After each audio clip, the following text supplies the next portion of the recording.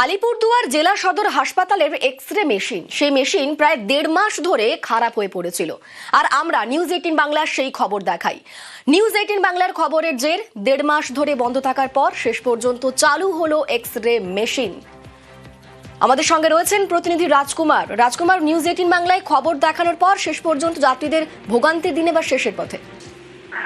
একদমই দেখো, 6 নভেম্বর থেকে জেলা সদর হাসপাতালের যে একমাত্র এক্স-রে মেশিন সেটা বিকল হয়ে পড়েছিল এবং এই খবর আমরা একাধিকবার দেখিয়েছি এবং এই এক্স-রে মেশিন বন্ধ থাকার জন্য বেসরকারি ল্যাবগুলো দাম বাড়িয়ে দিয়েছিল, সেই খবর আমরা দেখাই।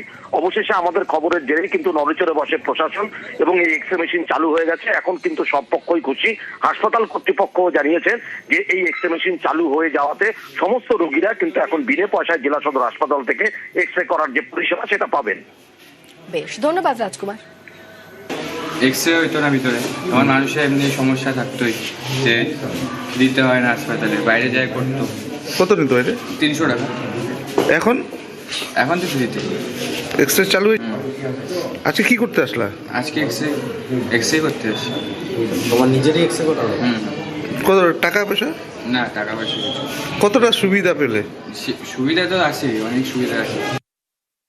এক্সরে বন্ধ ছিল, 1 মাসের উপরে সাধারণ জনগণের ভীষণ অসুবিধা হচ্ছিল, তারা বাইরে থেকে করাতে হচ্ছিল। যাক, এখন সেই ভোগান্তিটা কেটেছে, জনগণও খুশি, আমরাও খুশি। প্রচুর মানুষের সুবিধা হচ্ছে, এক্সরেটা ভালো হচ্ছে।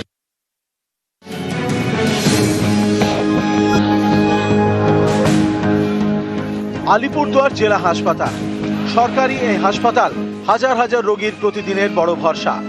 এমন একটি হাসপাতালে একটি মাত্র এক্স-রে মেশিন। অভিযোগ 6 নভেম্বর থেকে সেটাই বিকল।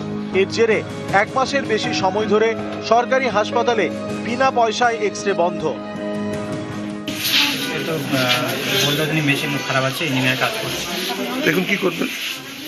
এখন কি করবো? এখন তো কোথায় ওরা যায়, বাইরে করাতে হবে। বাইরে টাকা পয়সা তো খুব সমস্যা, এখন তো এখানে করছে না। দেখি কি করা যায়। ইঞ্জিনিয়াররা চলে এসছে, একটা পার্টস এসছে, আরো 2টো পার্টস আসা বাকি। মনে হচ্ছে 2-3 দিনের মধ্যে সমস্যার সমাধান হয়ে যাবে। রোগী পরিবারের দাবি, বাইরে থেকে টাকা দিয়ে এক্স-রে করাতে হচ্ছে। অভিযোগ, এর সুযোগে অসুবিধা হইতেছে, বাইরে করলে টাকাটা বেশি যায় আর এরকম খরচা হয়। বাইরে কি হয়? বাইরে গেলে খরচাটা বেশি হয়। এখানে যেতে ফ্রি? এখানে যেতে ফ্রি আছে, ফ্যাসিলিটি পাওয়া যায় না ভালো মতো সময়।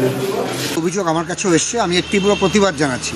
এই ধরনের বেসরকারি এক্স-রে যে যাদের আছে সেন্টার, এবং এমনকি কিছু স্বেচ্ছাসেবী সংগঠনও আছে, আমাদের কাছে অভিযোগ এসছে, তারা এই অসহায় পরিস্থিতির সুযোগ নিচ্ছেন এবং রাতারাতি নাকি এক্স-রে মেশিনের চার্জ বাড়িয়ে দেওয়া হয়েছে।